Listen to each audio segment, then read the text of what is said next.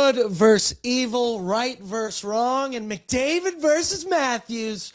One of the many storylines we got going in tonight's hockey game, as we got what has to be the hottest seat in the hockey world tonight down at Rogers Place as the Oilers play host to the Toronto Maple Leafs. We only get this game twice a year, once in Edmonton, so it should be a good one. It is also kind of lacking some of the regular firepower, star power that you would think of an Oilers-Leafs matchup. But you know our boy Connor McDavid playing his hometown squad. He gonna be ready to go, as are we. But hello, what up, and welcome to Pre-Gaming, brought to you by Bet365. 19 plus. Please play responsibly, because, say it with me, whatever the moment, it's never ordinary at Bet365. Use the promo code NATION when signing up. Joined this evening by one contributor at Oilersnation, Sean, Panganiban, Bordzy and Pangsy. 2 more games before the Olympic break, but who's counting? This guy right here. I had to get my boy Pangs back in the chair. I had to get him in the seat, hoping for a good one. You're back out of the house again. I'm sure your wife is pleased. Was she stoked to send you off this evening? Yeah, absolutely. She's like, Sean, have you changed your clothes the last 3? No, I'm just kidding. I work from home, my day work, and the wife likes when I do I the sniff test? I think it passes. I put on some deodorant before coming here, but the vibes are high tonight. Tuesday night, Taco Tuesday, I should say. Hey. All right, so my boy Pangs here. He's if anything, he's consistent as shit. Brett, somehow the YouTube chat just popped up on the screen. Yeah, I'm gonna take that off. Show comments on stage. Pangs, he's a legend. He always comes and joins us, bringing some weird variety of snack. We've had chips. We've had basically charcuterie boards before. We've had nacho cheese brought in. And Pangs, you outdone yourself today. Tell the folks what you brought in on this fine Tuesday. Last Tuesday, I was at the mall, Sherwood Park, live in Sherwood Park, and I saw $2 Taco Tuesday. I was like, what the hell? I knew I was going to be on Pre-Game with Bordzy the next week, which is today. I pre-ordered it, got 10 tacos, and the boys are happy about that. What a move. Oh, what a move. Something wiggled in my pants when he walked in and he tore that bag open. It's like, oh, I don't need to order anything tonight. That's my dinner. No free ads, but shout out Taco Time at the Sherwood Park Mall, man. I've been going there since high school. I mentioned to you, don't want to dox myself. I live very close to the Sherwood Park Mall. 2 out of 4 Tuesdays a month, I'm probably heading over there. And why not? Maybe I shouldn't share that publicly, but I love Taco Time. So it should be a good one this evening down here for the boys. We're well fed, Brett. Oh, yeah, absolutely. Also, Pangsy, don't feel bad. My fiance always tells me that I smell bad. So she did it this morning. She did it last night while we were watching TikToks, and I went, we don't have to cuddle. To be honest, your friends and family don't love you if they don't tell you when you smell like shit. You're That's right. the meanest possible thing you're can right. 100%. No, you're right. No, you're right. No, you're right. But should be a good one this evening. Reminder, voicemail line. It do be active for both the pre-gaming and post-gaming this evening. We may have Nick Alberga join us on After Dark. We also may not. Don't worry. Tomorrow, I am co-hosting Oilers Nation every day with one Liam Horban. Alberga will be in studio in the office. So, chat, you can still get your chirps off. I'll be sure to get my chirps off as well. And might be some shit talking going down tomorrow on ONE. But Panger, first things first, we got to get caught up into the chat, see what's going on here this evening. It's our boy Austin batting leadoff, and he says, Bordzy, fire up this fucking band, baby. You know the drill. I can finish this off for him. Check your bevies, check your pulse. It's time to go, my ON fam. Hope we'll never die. I've memorized Austin's openers like ad reads. Love it. I read it. You read it every day. It's the first thing I get. Sodium poisoning is in here. What a name. Says, I know we should win tonight, but I am worried. Yeah, we had Zach Phillips, host of Leafs Nation After Dark on ONE today, and he felt confident in the Oilers. The Leafs, obviously, second half of a back-to-back last night. They beat the Calgary Flames 4-2, which if you then count the last 6 games the Oilers have played, 5 out of the 6, their opponent is on the second half of a back-to-back and has beaten the Calgary Flames as well. So we've seen this movie before, that it could be a scheduled win for the Oilers. I'm not holding my breath, Sean Panganiban. I've been burned way too many times. Yeah, I mean, the Oilers, like you mentioned, the Toronto Maple Leafs are on a second night of a back-to-back. The Oilers last game, they didn't come out with a full 60 last game. They know what they need to do. I know we're going to talk about it. Chris Knobloch says tighten up a little bit defensively and then pour on the offense. So, yeah, looking forward to it. Yeah, I am. We also got how do I say this? The Moomin 692. Bordzy's optimism bankroll. I like this. 1, Ingram above an 899 save percentage. Looking for that 900. 2, McDavid 2+ points. That's minus 150 tonight on Bet365. It's unbelievable. You get no value at all when it comes to McDavid these days. And then the third one, Josh Szymanski 1+ points. So maybe we can keep that rolling. What have you thought of Josh Szymanski since he's been out with the big club? For me, thumbs up. He's been good. He doesn't look out of place. No, not at all. Every game, I feel he's progressively gotten better. Has good defensive awareness. He got a point last game, won the faceoff draw. He's been good on the faceoffs, and he's mobile. I've really liked him. He has size. I'm really looking forward to seeing more of Josh Szymanski here. I saw him doing some interviews for the skills competition with the Oilers. He's 23 years old. He looks 13. He sounds 13. It's unbelievable. This guy's going to the Olympics to play with Team Germany. It is wild. I really, really like him. It's just, man, he looks prepubescent at points. Like, it's wild. Good for him. Good for him. He's done more than me in a very short amount of time in life. Mr. Burns, let's go Oilers. I hope every player read Connor's letter, because if that doesn't motivate you to win it all with him, I don't know what will. Cup, yeah. Cup, yeah. It said Dear Canada. It might as well have said Dear Edmonton, Canada. Because my, oh my, we'll get into it in just a second. Ready to run through a brick fucking wall after reading that one last night. Shout out to McDavid's ghostwriter. I don't care that he didn't. No shit, he didn't sit down and type that one out and go through the editor process. I saw some tweets online today being like, man, what are we doing, players? Like, he clearly didn't write this. To me, I go, we're asking for personality. Drake uses a ghostwriter, okay? We can all use ghostwriter. Let's be very clear. In that article, at no point did he say, I loved going to class. I went to post-secondary school. At no point did he say that. Also, what if he used ChatGPT? He didn't. He didn't. I know that he didn't because they use the 2- system. Oh yeah, I guess you're right. M-dash. I've never written an article at this company in my life. I would not know about that. That's a Pangs. That's a Brett. Yeah, that's exactly. exactly. Journalism you need degree. to download back on your M-dashes. No, I didn't. We've say been that. sending out letters to the editor email like that post everywhere. McDavid, respond to that one. You want some side cash for Oilersnation? What an ad that would be. Sasky Girl Oil fan, I am back. Kinda. Almost home from Mexico. Fire me up, Bordzy. Hope to catch a little before we land. Where were you? Mexico? Good for you. That's what part? Sorry, is what I meant to say, but good for you. I'm jealous. Brett was just bitching about he hasn't been on a vacation in a minute. Yeah, I literally said I can't wait for my next vacation. First thing that came to my head, I would love to go to Mexico. These next 3 weeks are the vacation that I've been looking forward to. Little break from the Edmonton Oilers. Bordzy, Ingram to the moon. His stock, that is. And then the same guy, Brett, he said his name in here. How am I supposed to say it? I think it's she. She? Thea Moomin. Thea Moomin. Oh, yeah, there it is. Moomin. Yeah. Thea Moomin. Happy to have you, Thea Moomin. Like Pleasure. Thea Hale from WWE. She said this is the first time I get to enjoy outside of dry January. Well, it is pre-gaming with Bordzy. It's game and said, how long will Matthews put up with losing? How long till Matthews asks out of Toronto? He needs to go to a winning team. He will go down in history as the best player to never win anything. Can't wait till Nick Alberga has to answer for that one. Maybe that question tomorrow on ONE. Connor Brown, Cup, yeah. Cup, yeah. Gold medal, yeah. Gold medal, yeah. And then Rusty, Brett, said big trade for his Utah Jazz. Jaren Jackson Jr. is coming to Utah. 3 first-round picks seems a little wild, Rusty, but I am a Jaren Jackson guy. Defense wins championships. There were some crazy trades today, like a 3-way trade. James Harden might be moved too. Yeah. Well, Giannis, he will get moved. Giannis to the Warriors? Giannis to the Raptors? No. I'm out on it now. What? Raptors got too much of a good thing going. No, shut up. Yeah, you're right. That's crazy for me to say when we got You can't Kawhi, and say it instantly that. solved our problems. Yeah. Anyways. Oh, yeah, hockey. Yeah. Oh, yeah, hockey.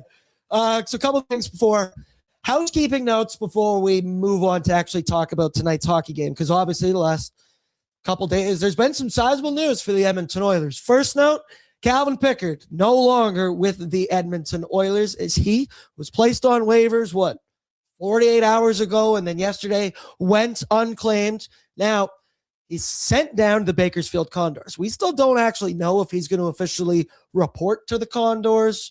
We know the Olympic break was supposed to happen. Maybe Oilers management saying, hey, man, go enjoy Cabo for a couple of weeks. Deal with it when you come back. Who knows? Regardless, it's a sad move, but it's a necessary move at one Sean Panganiban.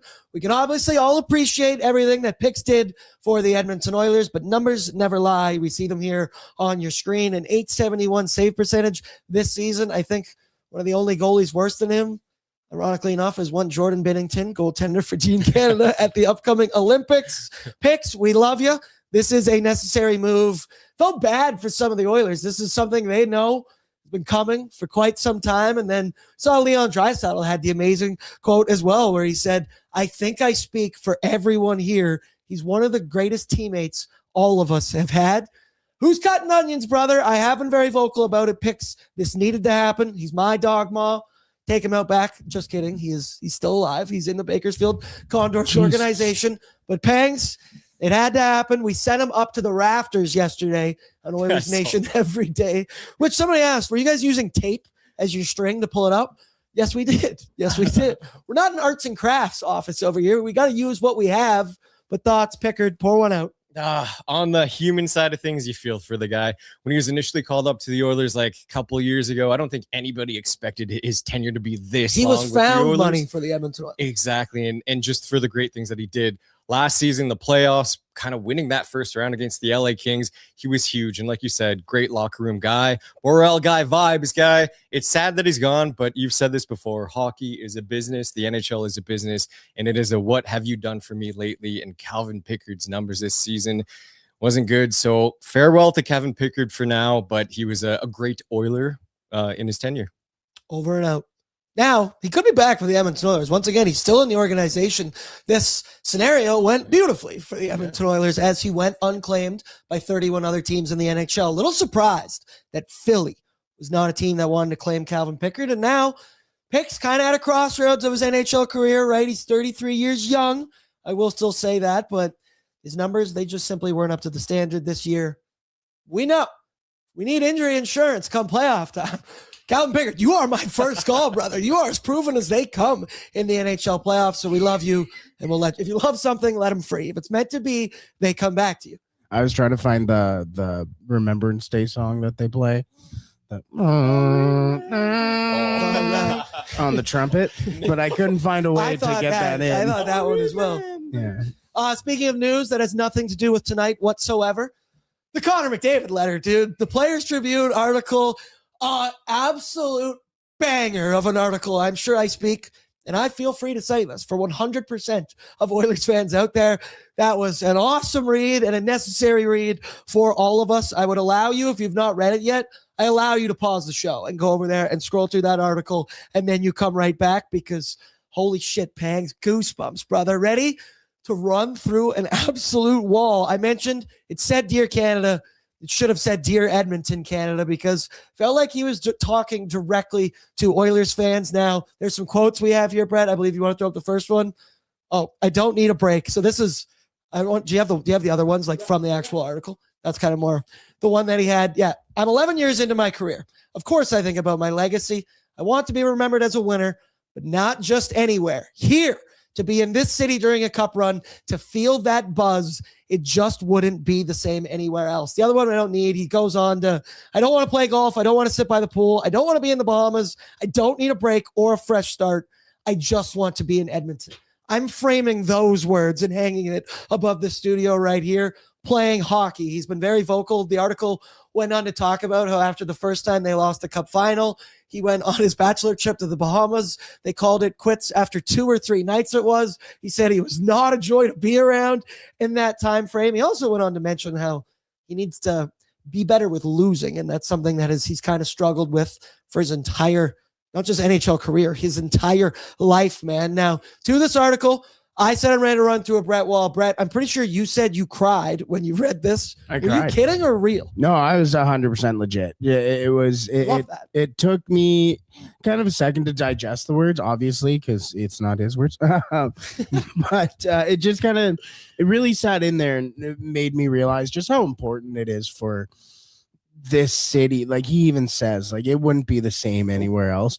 And I just think about like what I would do when we win the cup. and how I'm calling my dad and telling him we finally did it. And that is like something that's very important to me. And then even again, I was reading that exact paragraph to my fiance, and I was fighting back tears still. Even it's just, it's so nice to be able to hear it from somebody else, to hear how important it is and how important it is to win in this city. We grew up here. Like this is, we know. But there's so many people that just sit there and go, oh, it's Edmonton. Yeah, sure. All right. Who have never stepped foot in this fucking city. And that's a damn detriment, because they sit there and think that they know everything about this town.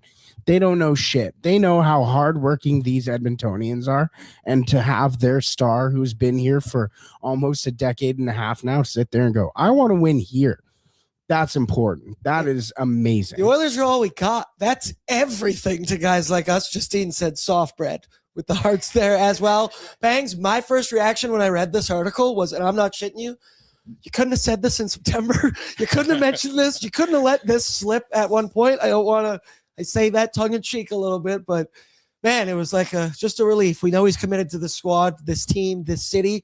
The only, I guess, note I have is he keeps saying, I want to be here a lot. I want the word Edmonton, but I'm going to frame those couple words I saw right there. Pangs, what was your reaction? Brick wall at your house get broke? Yeah.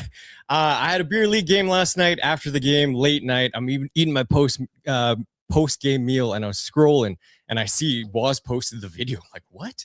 So I read this thing. It's like 11:30 at night. I was reading. I wasn't sad. I was getting fired up. I'm like, I want to go play hockey right now. I want to do something I can dig deeper. And I was thinking, I was like, the only thing missing that he could have said is like, and I'm proud to be an Edmontonian or something like that, you know? And I'm thinking about something else too. As you guys are talking, as he's embarking on the Olympics, I think he's going to shine like so bright in these Olympics, and there are going to be people knowing him who discover him for the first time. And for the fact that he released this article saying how proud he is to be like in Edmonton and win here, kind of puts us on the map a little bit more. Well, my chest a little bit. Even some of the stuff where he sat there and said like they were on the bad teams back then, and he remembers getting back in the locker room thinking, oh well, we played awful, and then look around and said, oh, they're looking at me to be the one to be this voice, and just seeing the growth of, again, like he said, that 19-year-old kid. I'm the same age as him. I'm 2 weeks older than Connor McDavid. Yeah. What a 14 days older. Flex, I'm jealous. But I sit there and go, yeah, you know, I have matured along with Connor and all that stuff, but just to be able to see like him go from that guy who was 19 years old, just thrusted into that spot and be so like boots on the ground for Edmonton. It was very important to see, even when he talks about being in the locker room for the Four Nations and looking around and seeing, oh, wow, Marchand's calm, Sid's calm, Doughty's calm. Like it was just all over, just a really good article. Yeah. Yeah, it was good stuff. Shout out to the Players Tribune. Mr. Burns, she's in here, said, we get shit on by the rest of this country so much for living in this city. It did my heart good. And then Tammy said she cried as well, Brett. Aww. So we got that. Now, as for actual hockey game that goes on tonight and actual Oilers talk, Edmonton's looking for a bounce-back performance, dude. Saturday night, not good against the Minnesota Wild. They got shelled by the Wild by a score of 7-3. There you see it on your screen. 42 shots for the Oilers, 29 for the Wild. Still allowed 7 goals against. They were thoroughly outplayed in almost every single facet. The PK was bad. Goaltending was bad. Yes, defensive structure was also bad, but everything was just bad in this hockey game. Now, Tristan Jarry, you see it there at the bottom of the screen. 5 goals against on 20 shots for a .750 save percentage. I was very vocal on After Dark, got even roasted a little bit online, which I thought was pretty funny by some commenters. I'm very consistent in my stance that we all heard what Tristan Jarry had to say after the hockey game. And if you didn't, it was basically we play a run and gun type style here in Edmonton, and we could maybe benefit for some more defensive structure in our play. Now, I got no notes on that statement from Tristan Jarry. That is 100% accurate. I feel, however, that may have not been the game to do that, because I do think you look at the 3 goals in the third period that Jarry allowed, not totally blaming defensive structure. The ones off the face-off, you're just late. The Quinn Hughes one is absolutely abysmal. There's literally no excuse for that whatsoever. The Tarasenko one, maybe it's a 3-on-2 odd man rush, but it was a mano shot right at each other, and he got beat over his glove. I don't want to harp on it. I don't want to spend too much time on it. It was a bad game, but we have seen since then, pretty much every single interview from the Edmonton Oilers has led with defense or defensive-minded or some form of the word defense. I'm curious at first, let me ask you, what was your reaction after Tristan Jarry made those comments in the postgame? I shifted thoughts on this because you brought up a really good point. I'm like, that actually isn't the game that he should have been saying that. It could apply to pretty much every other game. Yeah. And like the first two he allowed were on the PK. I'm not even shitting on Jarry for those at all. Like he has bad PK numbers. The Oilers PK has been bad in front of him. Just maybe not the time and place for that one. For sure. And in hearing that initial, what he said and analyzing that quote, I was kind of taken aback. I'm like, that's fresh. With Stuart Skinner, we didn't get that. If the Oilers got shelled, Stuart Skinner would kind of just blame himself, whereas Jarry was kind of like, hey, guys, like, hey, I didn't have a good performance, but the team in front of me kind of played like shit. And then so I'm like, that's cool, that's different. But at the same time, you're 100% correct. That is not the game. That Quinn Hughes goal was terrible. That was bad. And what was the other one you mentioned? The one off the face-off was Matt Zuccarello. He just wasn't ready. Abysmal. So, yeah, that was not the game, but it's kind of fresh and new that Jarry is actually kind of speaking the truth and speaking up a little bit. And I think the message has been received. As I said, there's been a lot of talk about defensive structure here for the Edmonton Oilers. That was then, this is now. And speaking of defensive structure, I mean, I could tell you, but why don't you just hear it from the horse's mouth? One Chris Knobloch spoke to the media this morning on the emphasis to play solid defense for the two remaining games on the schedule. Yeah, I think, I don't think we need to spend much time offensively or attention to it because overall it's been going pretty well. We've been generating a lot of scoring chances, getting a lot of goals, and but if we're going to have success long term, it's about defending, and it's been pretty much a story all season about just getting better in that area. And maybe we need to make some adjustments over the break, or just definitely more attention to details and just being more aware of that. I think we're just too willing to exchange chances, and ultimately that's been hurting us. I thought that was interesting. In the translator world, that was, we don't need to worry about offense right now. We got to focus in and hone in our defensive structure here. Your first reaction to Chris Knobloch mentioning that. A lot of people also asking, Connor Ingram will be in the crease tonight for the Edmonton Oilers, which our boy is still at a .901 save percentage on the season. He's our only guy above 900. But what's your reaction to hearing the Oilers, their emphasis on being defensive-minded? Are we betting the under tonight? No. No, we're not. I don't know. That's like half a second of thinking right there. Yeah, I like what Chris Knobloch is saying, meaning, hey, let's call a spade a spade. The Edmonton Oilers, they're a high offense team. They think offense. That being said, sometimes the defense slips their mind. We know in the playoffs that they're playing strong two-way games, but in random games in January and February, maybe it's hard for them to dial in that defensive side. So that Chris Knobloch has harped on them to pay attention to the defensive side. I like it. Yeah, I actually like this a lot here from California Oilers fan. Back to the Jarry thing. He said, I feel that statement was more of a general statement, not in reference to that game alone. Fair. Absolutely. It just came in a post-game situation where he didn't play well, but that's a good point. Skinner took so much shit. Some of it deserved. Jarry let us know where he stands early. Yeah. Good for him.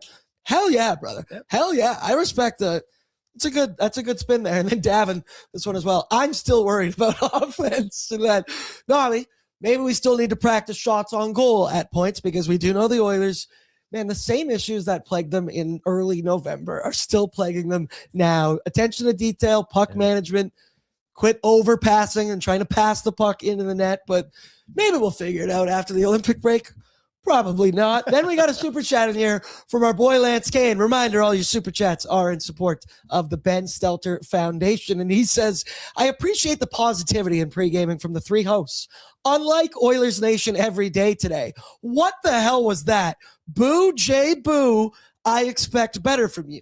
Now, I need to be careful in the way I answer this, because Jay is the one who signs my checks every 2 weeks. I still think it's crazy you read that out loud. It's for the Ben Silter Foundation. You got me between a rock and a hard place. Do I want to get paid, or I want the charity to get paid? I would have had a cigar cutter going. Lance, right to there. that I say, let's move on.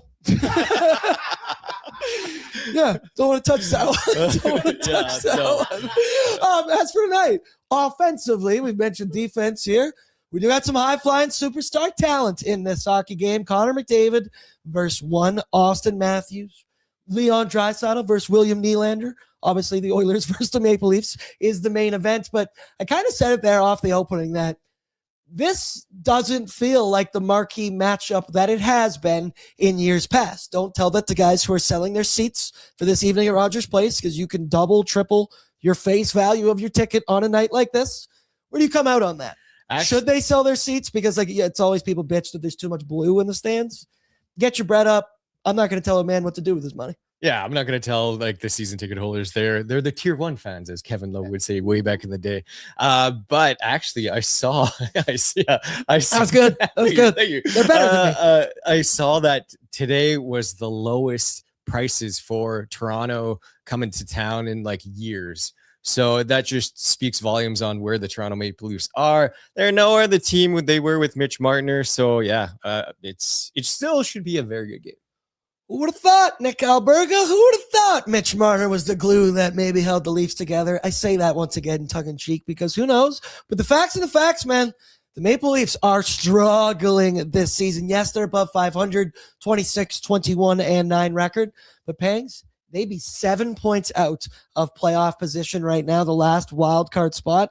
And as I said, it feels like they're at a crossroads right now. Are we going to commit fully to try and get into a 7th, 8th wild card spot and then try our luck in the playoffs? Are we going to be sellers at the deadline to make matters even more complicated? They don't own their first round pick unless it's a top 5 pick. So do we see the Leafs really tanking that hard to commit to it? They obviously don't have a number of assets, and there you see it on your screen right there. Their numbers overall this season: 13th in goals, 27th in goals against, 25th on the power play, 17.6% all season for these Maple Leafs. They are missing Mitch Marner in a couple areas.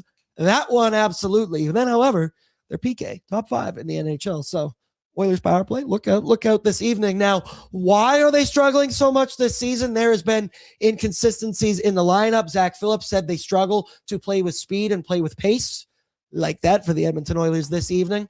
We've seen William Nylander get banged up for a stretch. He's also putting up unbelievable numbers when he's back in the lineup. Just returned last night against the Calgary Flames. Matthews has been banged up, but even his last 2 seasons, right, haven't been necessarily Austin Matthews standards. And to make matters worse, their goaltending, they've had injury issues. Stolarz is banged up. It was been banged up all season long. Joseph Wall, he's been banged up as well. And then who knows, man? They're at this point of the year. Should they be sellers, Sean Panganiban? Or let me ask you, do you think we'd ever actually see the Leafs commit to being sellers? Because we're all selling ourselves Bobby McMahon. We're talking Scott Lawton. We're talking package deals for Bobby McMahon, Scott Lawton, Mangiapane, and picks. I just, at the end of the day, I'll believe it when I see it when it comes to the Toronto Maple Leafs, because at the end of the day, they do have multiple superstars on their roster. Where do you think the Leafs will eventually get to? I think the Toronto Maple Leafs are a team that have too much ego to be full-blown sellers. But I think also Bobby McMahon, I think they are going to wheel and deal him. His name's everywhere in trade chatter. So to be full-blown sellers and to kind of blow it up, I don't think so. Because they got too much ego. They got to recoup some assets. We're all aboard the Bobby McMahon trade. We were talking about it earlier, the three of us. Chat, where do you come out on this? It's probably too much that we're giving up in this scenario, but I said you give me Scott Lawton at 50% retained. We mentioned some of this on ONE because he's already 50% retained from the Philly trade. You get that done again, and you acquire Bobby McMahon. I would trade Monge and the first and the second. Hell, I might even do the fourth, something like that in this deal. I just think the Bobby McMahon, Scott Lawton could be a one-stop shop to solve some issues for the Oilers, some depth throughout their lineup, maybe get a consistent 3C in one Scott Lawton. Bobby McMahon, he could play up and down your lineup. He's got size, he's got speed, he's got some physicality. That, to me, seems like an NHL playoff-type player. I want him, Brett. I want him bad. I want him bad. That's one too many picks. Like Yeah. I'll do 1, 2, and Monge, but No, the that's fourth? it. No. That's too much. That's That's where already you draw the line? it's already Yeah. an overpay with 1, 2. Like if you're sitting there going, we'll take Mangiapane and 2 picks, that's perfect. If you're sitting there going, we want Andrew Mangiapane with 4 first and a second for this deal, I sit there go, damn it, okay. Like, damn, okay, here you go. But the other thing, just I kind of just don't value anything past the 4th round. Yeah, that's fair. You can have it. There's even going back to them rebuilding, I just don't see who they can trade to actually make a deal. Like we're talking about this, if this is your first round pick, you can't trade Austin Matthews. You're not trading Austin Matthews. You're not trading Willie. Even moving a Morgan Riley in this moment right now is too difficult. Matthew Nice. They're not moving And him, that's not which going to help your longevity. It's not going to. they can't do anything. They're in a tough spot. John Tavares obviously re-signed for a very team-friendly deal recently, and He's not going anywhere. He's not leaving. yeah, exactly. No, he's for sure not going anywhere. That's what I was about to say. You made your bed.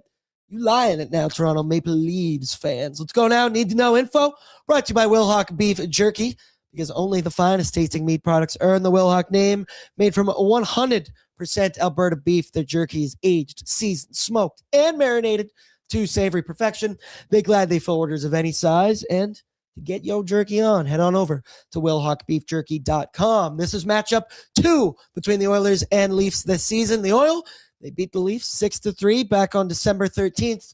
You may remember that game as Tristan Jarry's Edmonton Oilers debut, where he stopped 25 of 28. McDavid scored twice, and Vasily Bordzy also scored twice in that hockey game.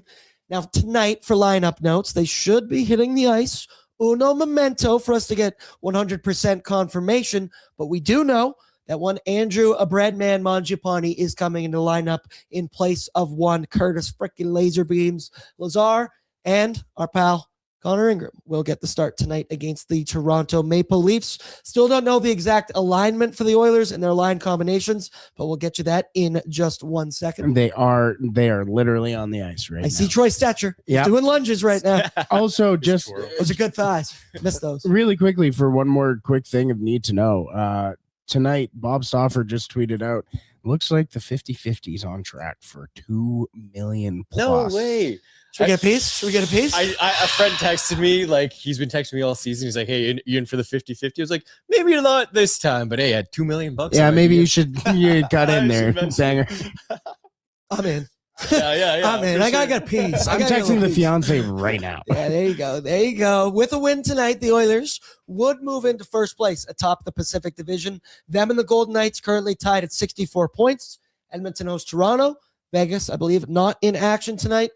However, after tonight, Vegas would have 2 games in hand, but it is what it is. I want to see us in sole possession of that first place. I want it, Pangs. And then Evan Bouchard, he's currently tied with Zakaransky for the league lead in points by defenseman with 60. He also has 9 points in his last 6 games against the Leafs. And shout out to intern Tristan for this little ditty. Zach Hyman tonight, after he plays 1 second in this hockey game, will have officially played more games for the Edmonton Oilers than he did with the Toronto Maple Leafs. Tonight will be game 346 for Hyman in an Oilers jersey. Well, he played 345 with the Maple Leafs. Shout out to one editor in Leaf. We all remember him. He may have deleted his account. He may have deleted this tweet. I got this saved all over on my Google Drive. You can never get rid of it, except you are forgetting one thing, Pangs. The Hyman contract is one of the worst contracts in the NHL. Possibly NHL history. Oof. Tough one. We all shoot from the hip from time to time. I've been wrong as well, but I was a little premature on that button. A little premature on that take there, editor in Leaf. it was an homage to editor Leaf. Fuck. For the Leafs, 26, 21, and 9, 7th in the Atlantic Division, which is actually wild to say. You might get 5 Atlantic teams out there this season in the playoffs. They're 3-5-2 in their last 10. They're in the midst of a 4-game road swing, Western road swing. This is their final game before the Olympic break, and they've won 2 in a row. They beat Seattle.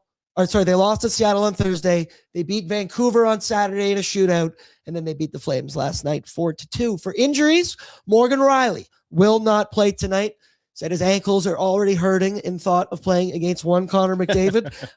Chris Tanev is also on the LTIR, while Dakota Joshua is also on LTIR. Nylander, he leads the Leafs in points, and it's kind of wild. He's got 51 in 39 games played. He just made his return to the lineup after he missed the last 9 games with an injury. Last night, he had 1 goal and 2 assists against the Calgary Flames, so he looked like Willie Styles out there. Matthews does lead the team in goals. He has 26, 21 apples, 47 points in 50 games, and he is below a point per game for the first time since his rookie season, Sean Panganiban. Oh. Wow. You ask me. With Joseph Wall then getting the start last night in Calgary, Anthony Stolarz will get the start for the Maple Leafs. 6-7-1 record, 367 goals against average, with an 876 save percentage. You got to like that, Sean. That's like Calvin Pickard numbers he's playing there. And I should say former Oiler Anthony Stolarz for like a little bit there. And I think it was like during the COVID years. But yeah, taking a look at that, I think the Oilers, who, hey, they didn't win last game. They didn't get more than 3 goals. So I think I'm going to say they're pumping 5 on them tonight. They got to be licking their chops when you're seeing some of these numbers. Stolarz, he's been banged up all season. You kind of feel bad for the guy. Get into it later. He's also just signed a contract extension, is 32 years old, been banged up all year. I love this for the Leafs. I love this stuff. It's unbelievable. Let's go now to the home team lineup, brought to you by Oodles of Noodles, baby. Download the app today. Earn loyalty rewards points when you do so. Sign up. Come on now. Take advantage of their one of many, many deals they got going on. You can take advantage of the $2 deal. 2 green onion cakes, 5 spring rolls, 6 deep fried wontons for $2 on top of any regular or premium box. That's a better deal than Taco Time. Yeah, I'll say it. Yeah, and the ginger beef is incredible, and it's so filling. You get so much food. Yeah, it's true. Sadistic asked, is anyone from ON heading to the Olympics to cover the hockey games? Buddy, we can't even get in Rogers' place. Okay. No one is going over to Milan. Milan Cortino? That, do you know? No, you don't know. Milano Cortina. Cortina. We got to get this right. So we just did get confirmation for one Tony Brar. Coming in right now. It's all good. I got it right here in front of me. The top line, Nuge, McDavid, Hyman, not changing that. Second line, not changing that. Pods, Dry, Kasperi, Cheeks, Klappinen. Third line, Matt Savoy with Josh Szymanski and one Jack Roslovic. So Mangiapane comes in on the 4th line left wing. Matthias Janmark moves over to play the 4C, while Trent Freddy will play the right wing. So we've seen at points this season, Freddie has been in that 4C role. He's even been in the 3C role. We've obviously seen in Janmark's 10-year play all over this lineup, even the top 6, but he's not there tonight. Thank the Lord for that. Your deep pairings, Ekholm with Bush, Nurse with Wallman, Stastny with Ty Emerson. Connor Ingram also confirmed to be the Oilers starter this evening. So it doesn't have the billing it normally does. Oh, nice. There you got it on the screen there for visual representation. The bread man, he comes in a lineup for one Curtis Lazar. Pangs. Before anybody freaks out or does anything, I saw it today on ONE. It's a 1-game thing. Andrew Mangiapane, as much as we keep putting him in trade deals, he's on the trade block. He obviously has not been dealt yet for the Edmonton Oilers. And Nobby's been very consistent in this in his tenure, getting guys in the lineup in stretches. Monge, the bread man, has not played since the Saturday game against the Capitals well over a week ago. That was 10 days ago. And for Curtis Lazar, I love him. He's a fan favorite. He's exceeded expectations thoroughly since we signed him this offseason. But, Bangs, let's keep it real. At the end of the day, he is a 13th forward on this roster. Monge, as much as you want to get him sold off, still hasn't been. You still got to play him in your lineup. And, hey, he's got to get in at some point. I'm totally fine with the swap. Interesting, though, to put Janmark at the 4C. Once again, they'll play 8.5 minutes tonight. It is what it is. Yeah, I feel Curtis Lazar should be in every game, but like you said, you need to pull him out of the lineup because you got to get Mangiapane in. And I think Mangiapane is going to have a good game today. Why? I think they're kind of showcasing him a little bit. Trade for me, Brad. Exactly. Trade for There's me, Brad. been trade chatter with the Toronto Maple Leafs, like you said, for Machelli there. I think, and being his hometown team too, I think Mangiapane, you said he hasn't been in the lineup for 10 days. I think he's highly motivated tonight. I think we're going to see a pretty good game from Mangiapane, if we could say that. It's bold. Here's to hoping, brother. Here's to hoping. But Positivity, man. once again, you leave Bobby McMahon here. We'll give you Andrew Mangiapane. We'll swap at the airport. It's fine. It's fine. It's fine. You want to talk about swaps? No. Oh, okay. Yes, I do, Brett. James Harden just got traded. What to Cleveland? To Cleveland. For Darius Garland? For Darius Garland in I the have both second. of them on my fantasy team. Oh, that's hilarious. I Swap fucking for love each it. other. I love it. We get Darius Garland, brother. Ooh, okay. All right, that's wild. That's NBA basketball. We got a couple more minutes here to go on pre-gaming. We can't get into that. Wow, that's wild. Okay, dial it in, boards. McDavid versus Matthews. It's one of the best head-to-head matchups in the game. Regardless of Matthews' numbers, I'm pretty consistent in my stance. I think Austin Matthews is the number one natural goal scorer in the NHL. I don't think there's been injuries, yes, but if you put everybody perfectly healthy, turn injuries off, Matthews is putting pucks in the back of the net, unlike anybody else in the NHL.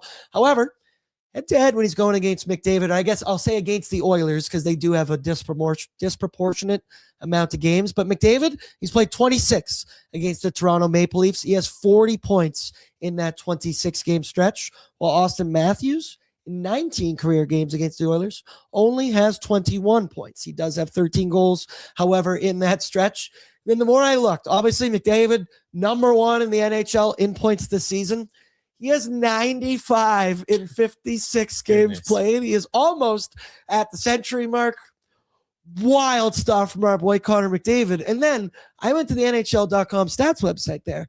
I'm trying to find Austin Matthews. And folks, I had to press next slide over to get to the 53rd position in the NHL points race, where one Austin Matthews would live, where he's got 47 in 50 games. It's, again, just chirping the guy. I do think he's one of the best natural goal scorers in the league, but there's been an argument before in the past. Who's better, McDavid or Matthews? It's a great alliteration. Pangs, I think that argument has been fully put to bed over the last two seasons. Yeah, absolutely. There's no question. We know who it is, but now it's like, and I love it. Around that time, all the Maple Leafs fans just backing it up, trying to find any any crumb, any evidence to show. And I say this because we talk about going to Mexico. I had a full-blown, very heated discussion with someone at a resort in Mexico and is a Maple Leafs fan about that specific scenario. But yeah, we know Connor McDavid. He's the GOAT. He's the man. Very interesting. So I didn't realize he was at 95 points. 5 more points to 100. He released that article on the Tribune. He's playing against the Toronto Maple Leafs. Do we see a 5-point night for Connor McDavid tonight? I'm not putting him in a box. I would never tell McDavid what he can and can't do. However, let me riddle you this. Back-to-back set, Leafs tonight, Flames tomorrow. Does he hit the century mark at the end of this back-to-back set? Yeah. Yes. I'm going with yes in that. Because there's something about playing your favorite team growing up, seeing that blue bud as opposed to the green bud that some of us also dare to partake in from time to time. 3, I don't know what you're talking about, first of all. 3 Edmonton Oilers have more points than Austin Matthews. Somebody asked in the chat. Connor McDavid, Leon Draisaitl, Evan Bouchard, and Ryan Nugent-Hopkins is 3 points behind him. That's wild. Now, once again, Matthews has dealt with injuries. So has Ryan Nugent-Hopkins this season as well, but we'll leave it at that. Starting goaltender report brought to you by Dog Patch. Keep it locked on our socials. We're going to be here throughout the season. It does feel like it's been a minute since we've been down there, and we're about to take a nice break for the Olympics.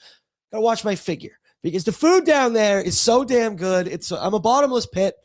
You gotta eat. It's so good. You gotta try the menu. Come down on the weekends for brunch as well. Unbelievable special brunch menu available until 4 p.m. on Saturdays and Sundays. Bert, throw it up. Tail the tape between our two goaltenders. Boom! Gold, yellow on all 3 categories for our goaltender. Man, we should have thrown it on the records as well, just because. There you look at it, Ingram, 255 goals against, 901 save percentage with 1 shutty on the year, while Stolarz 6-7-1, 3-6-7. Right, we did it at the exact same time. Nice. Maybe we are hip. Maybe we do still have it. Save percentage of 876 for Connor Ingram. Yes, he's above 900. His last 3 appearances have actually all been below 900. 2 of them have started with a 7. kind of hitting a little bit of a rough patch lately, but here's to hoping. I feel like a good game tonight against the Maple Leafs. I say this selfishly, but we still have to do lots of content over the Olympic break, and a great performance from Connor Ingram tonight would go a long way in the way that we speak about the Oilers goaltending over the next 3 weeks on ONE. So Ingram, please don't let me down. On the other side for Anthony Stolarz. So Joseph Wall started last night. I would argue he is the 1A starter for the Toronto Maple Leafs, but Stolarz has only played in 15 games this year. He kind of started out hot to begin the season, then immediately cooled down a bit, and then he missed 2 months with an upper body injury that ended up being a nerve issue that was plaguing him. I kind of mentioned earlier, he signed a 4-year, $15 million deal recently. He's 32 years old. I'm hearing nerve issues here and there. He's never been a bona fide starter. I hope that this contract comes back to bite the Toronto Maple Leafs in the rear end. But also, since he's returned from injury, he's played 2 games, and he has an .823 save percentage over those 2 games. Lost both of them. Kind of mentioned earlier, but if I'm the Oilers, I'm licking my chops this evening. Yeah, absolutely. And I kind of think back even last year. Was it last year when Stolarz was like absolutely lights out against like the Panthers or something in the playoffs? So. Yep. And I think he got a concussion. You never wish injuries. Oh, yeah, or that was the like really that. bad one. And then, but yeah, like you mentioned, you really hope that contract doesn't work out. I'm not going to lie. I don't really like the Toronto Maple Leafs. I kind of wish ill will on that team. No injuries, but players just not performing to their contracts. Just want disappointment. And it's weird because like growing, like I say this all the time, that the Leafs rank in my hate power rankings, they're like 6th. Oh, like just because you only play them twice a year. Like true. I don't necessarily hate the Leafs so much. I hate the Leafs fans. I had to do Leafs Morning Take for 2 years. The show started at 9 a.m. here, and then I've been doing pre and post, and I've been going all night. There's no worse way to start your day than some of those toxic, like our chats, not the pre-gaming and post-game chat. You guys are beautiful. You're angels.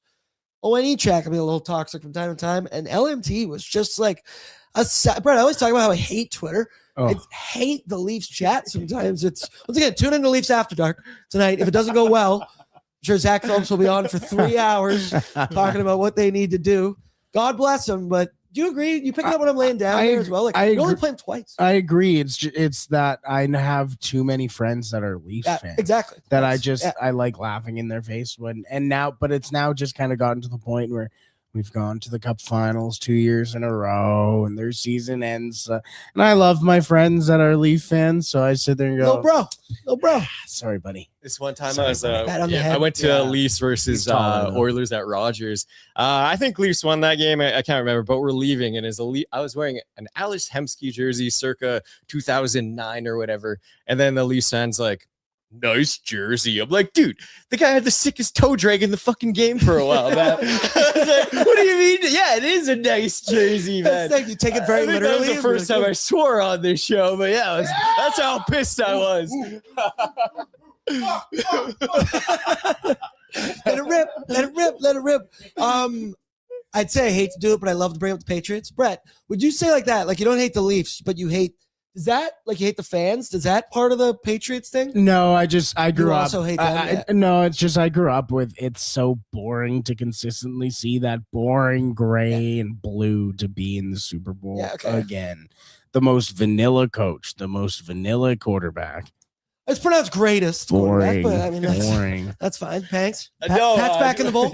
Pat's back in the bowl. I've done good over the last couple of days. I bring it up every show, but I'm bringing it up less than I did when we initially won the AFC Championship game. Let's go now to the away lineup, and it's not brought to you by anybody, folks. So, Brett, why don't you just pull it up for me? What we project tonight to be for the one Toronto Maple Buds. Top line, one Bobby McMahon with Austin Matthews and Max Domi. Matias Michelli is with John Tavares and William Nylander. Sorry there. Your third line, Nyes with Nicholas Waugh and Nick Robertson as well. Fourth line, Steven Lorentz with Scott Lawton and Callie Yarncroke. And then on your D pairings as well, Brett, that's not accurate because Morgan Rally isn't in the lineup tonight.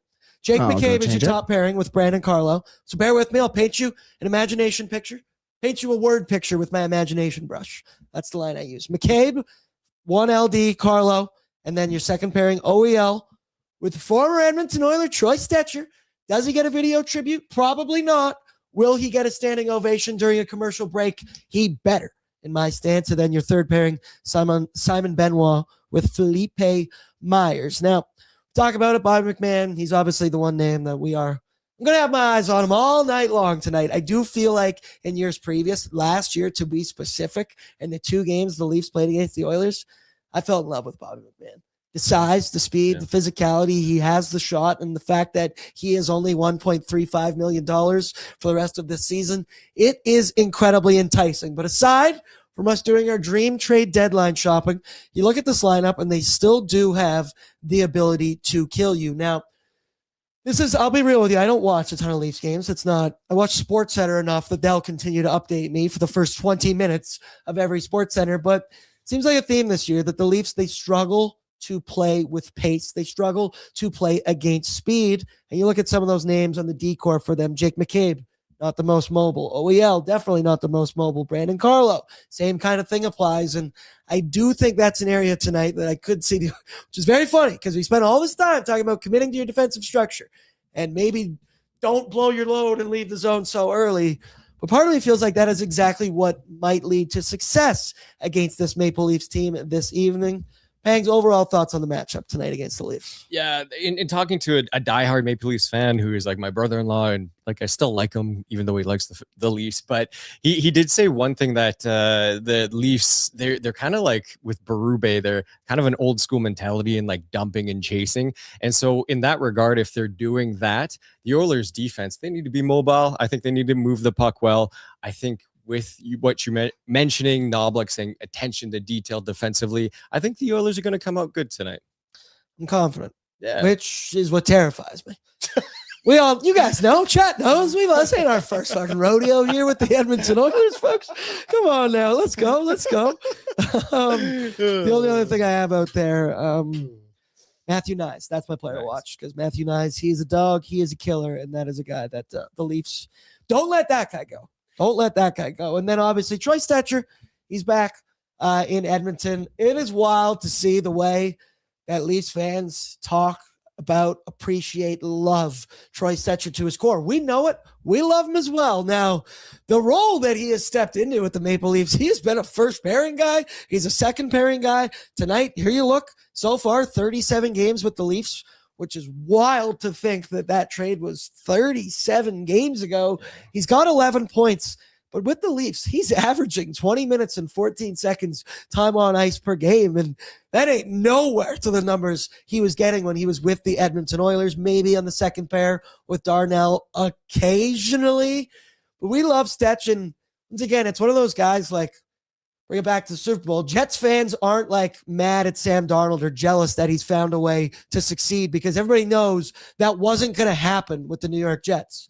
That's how I feel about Troy Stecher, right? That I wish him all the best. We could find it in our last pre and post game when we bid him adieu. We got to put him up to the rafters. He wasn't going to get that opportunity and that workload here with the Edmonton Oilers. I'm happy he's found a home. I'm happy he's being appreciated. As we know, Stetch has been, he's lived in a lot of different cities, we'll say, in his NHL career. Good for him. Standing out, no video tribute, though. I don't think he's tribute. No video tribute for sure. But a standing O, and rightfully so. Troy Stecher, he's one of those guys you can't help but cheer for. His entire hockey career, smaller stature. He's faced, an uphill battle. And when he was with the Oilers, at periods, he was the Darnell Nurse whisperer. He brought out the best in Darnell Nurse. And it's unfortunate that Oilers management saw Alec Regula having the higher ceiling in comparison to the small stature and Stecher. I like him. Wish him all the best. I'm glad he's doing good with the Leafs. I can probably find out if there is one, but I think we know there's not going to be a video one. I wouldn't imagine so. But damn it, you stand up, you clap your hands together, and you give Stetch the love that he deserves. Yeah, absolutely. He was a warrior. It's a guy that helped you go on some cup runs. Yes, you didn't reach your ultimate goal, but once an Oiler, always an Oiler, folks. Let's go now. Bordzy's Bankroll brought to you by Bet365, 19 plus. Please play responsibly because whatever the moment, it's never ordinary at Bet365. Use the promo code NATION. Now, I feel kind of soft for what I did tonight. I mentioned it to Brett that I'm kind of soft for what I did because I'm confident in the Oilers tonight. Brett, throw this one up because maybe we should cook one up right now. Maybe we should cook up something that's a little bit more offensive. I didn't put any goals. I didn't put any points in this. This is strictly a shot prop parlay, which, yeah, is all well and good, but I feel confident in the Oilers tonight. I might even bet puck line for the Oilers tonight, but what you see here on the bankroll, Zach Hyman to get 3+ shots. He has been ripping his shot prop parlays over the last stretch. However, has 2-2 in his last 2 hockey games after hitting it 3+ for 10 games in a row. We think he'll get back to that. Jake Wallman, I got him for 2+ here as well. He has hit this in at least 5 consecutive games. So we got some good value there, -190. And then I went Jack Roslovic, -135 for 2+ shots. He's hit this in 4 of his last 5. I think when he's more on the wing and Szymanski or whoever is controlling the middle of the ice, we've seen it. Roslovic is way more shot friendly. It's off his stick as quick as it is on it. And I think that's an area. He had 4 in the Oilers last game on Saturday night. You parlay all 3 of these together, and it's a +320. That's good value. That's good juice.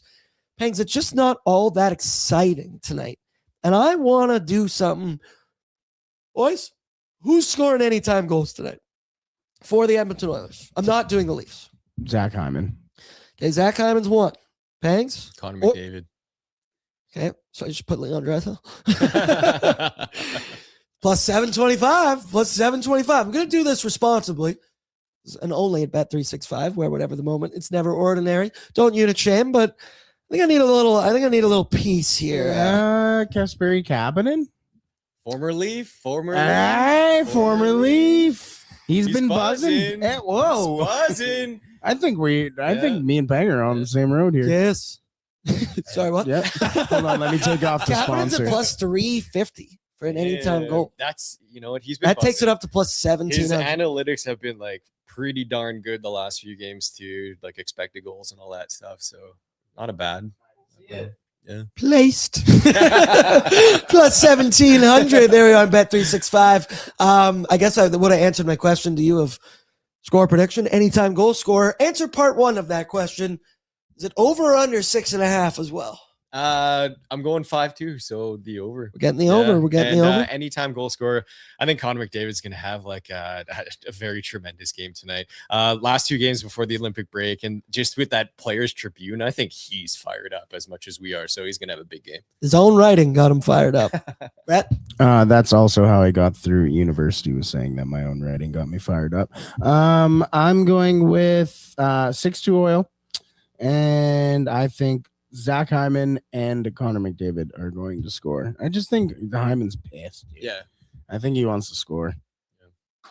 So what do you think about Sam Bennett being the replacement for one Anthony Cirelli?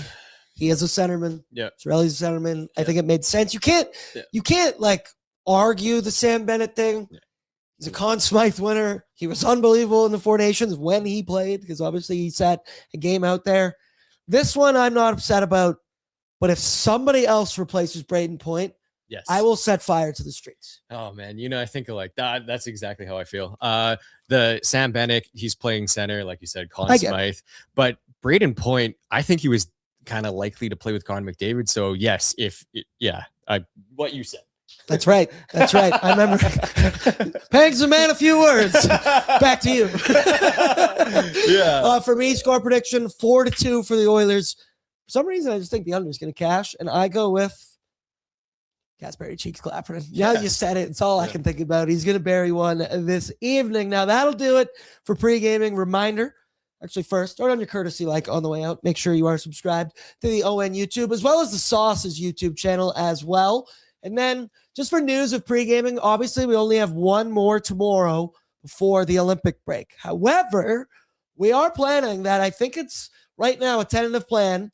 Mondays and Fridays, we are going to come in the studio. We're going to have me, Brett, Menzies, Zach. Might bring Reese in. I know the chat liked Reese a little bit. We'll bring Pangs in as well. Let's bring him in. And we're going to talk some Oilers, talk some Olympics, play some games. Waz is also bringing in his Xbox, and I think we're actually going to start streaming stuff over the next 3 weeks. We also talked about playing Beerio Kart. That might have just been for us, not even for the stream. I think that was just... Yeah, we don't even have to put on camera, brother. That would probably be for the best, to be honest. Probably would be for the best. No sponsors, baby. But if you'd be interested in some of that, let me know in the chat as well. And then good luck tonight on the Bet365 Battlegrounds. We will be live right after the hockey game on Oilers Nation After Dark. Me, Pangs, Brett. We might get Nick Alberta. If not, I like that I call him Alberta all the time now. That one was casual as well. But for sure, he will be on Oilers Nation every day tomorrow in studio.